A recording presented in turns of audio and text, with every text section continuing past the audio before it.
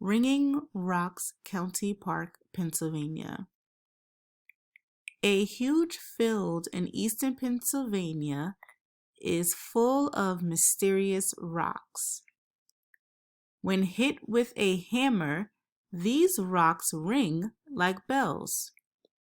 At Ringing Rocks County Park, visitors enjoy tapping the boulders to hear the sounds they make.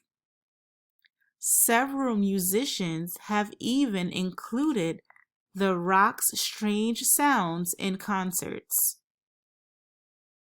The ringing rocks are made of diabase, a dark igneous or volcanic rock. People used to think that not all of the rocks ring, but scientists have shown that they do.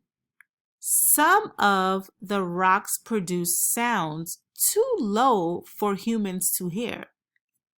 Some scientists think that high levels of iron in the rocks produce the ringing. Another theory points to stress caused by repeated freezing and thawing.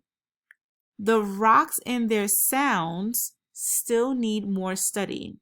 In the meantime, the musical rocks provide great entertainment.